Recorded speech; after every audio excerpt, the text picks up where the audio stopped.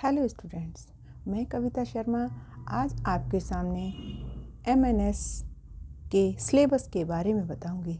जैसा कि मैं आपको पिछली वीडियो में एमएनएस यानी मिलिट्री नर्सिंग सर्विसेज के एप्लीकेशन फॉर्म के बारे में, इसका एग्ज़ाम कब होगा, इसकी फ़ीस क्या है और इसका एलिजिबिलिटी क्या है, ये सब मैं आपको पहले से ही बता चुकी हूँ। तो आपको आज मैं एमएनएस के सिलेबस के बारे में बताऊंगी। जैसा कि मैं आपको पहले से ही बता चुकी थी, एमएनएस में 3 subject English, GK and science, ये 3 सब्जेक्ट पर ज़्यादा फोकस किया जाता है। जीके के लिए आप ल्यूसेंट बुक को परचेज़ कर सकते हैं और इंग्लिश के लिए आप 9th एंड 10th के इंग्लिश की बुक से आप अपनी तैयारी कर सकते हैं। साइंस में आपको मैं बायोलॉजी सेक्शन करवाऊंगी। हो सकेगा तो मैं आपको इंग्लिश, जीके भी आपको करा दूंगी। तो गाइज़, आज मैं आपको एमएनएस के सिलेबस के बारे में बताने जा रही थी। उससे पहले मैं आपको एक बात बताऊं। आपको साइंस में 3 सब्जेक्ट्स आते हैं, physics, chemistry and biology. Physics 10 marks का आता है, केमिस्ट्री भी 10 मार्क्स की आती है एंड बायोलॉजी 30 मार्क्स की आती है। बायोलॉजी इसमें सबसे ज़्यादा नंबर की आती है, इसलिए मैंने ये डिसाइड किया कि मैं आपको बायोलॉजी सेक्शन कंप्लीट कराऊंगी। सो गाइस, और भी मैं आपको जो भी मेरी तरफ से हो सकेगा मैं आपको आपकी प्रिपरेशन कराने में हेल्प कराऊंगी। ओके। और तो मैं ये बताने जा रही थी कि आपको साइंस में क्या पढ़ना होगा। सबसे पहले मैं आपको ये बता दूं कि कुछ बच्चे ऐसे होते हैं कि जो 12th क्लास पास करने के बाद भी अपने कॉन्सेप्ट क्लियर नहीं कर पाते हैं। तो इसके लिए मैं सबसे पहले आपको ये प्रीफर करूँगी कि आपको 6th क्लास की और 10th क्लास बुक की एनसीईआरटी की बुक को पढ़ना होगा। आप ये सोच रहे होंगे कि 10th क्लास या 6th क्लास की ही बुक क्यों? रीज़न इज़ दैट क्योंकि कुछ बच्चे ऐसे होते हैं कि उनके बेसिक क्लियर्स नहीं होते हैं।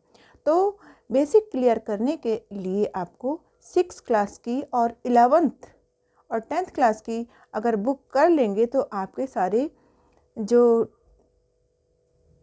बेसिक क्लियर हो जाएंगे और उसके बाद आप अपने एग्ज़ाम की अच्छे प्रकार से तैयारी कर सकते हैं।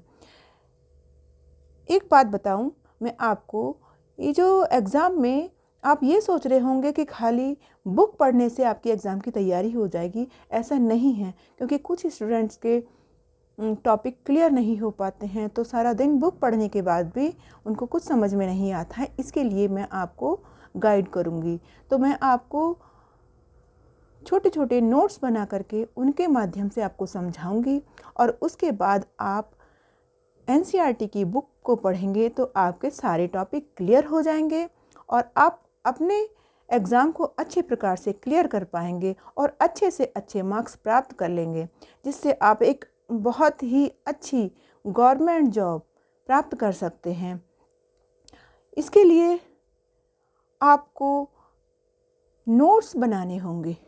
नोट्स इन द सेंस, सबसे पहले आपको जो मैं पढ़ाऊंगी उसके नोट्स बनाने होंगे और सबसे ज़्यादा आपको डायग्राम पर फोकस करना है।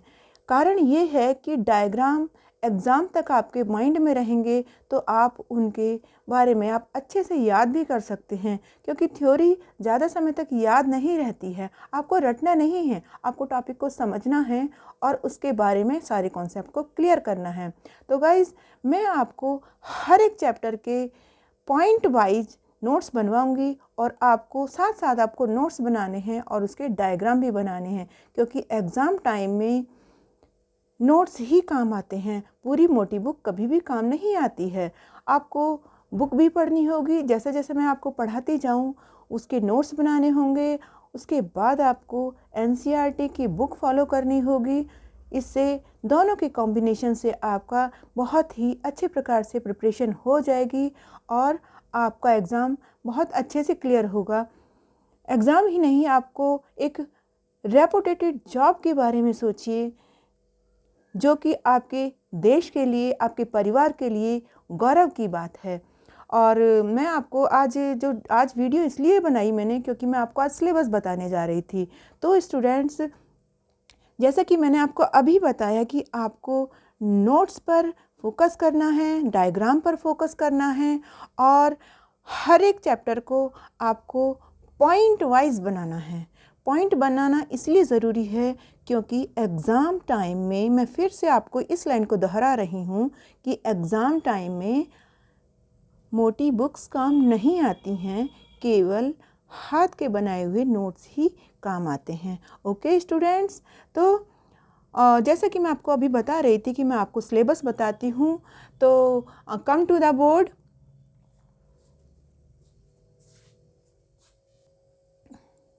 देखिए स्टूडेंट्स, ये आपका सिलेबस है,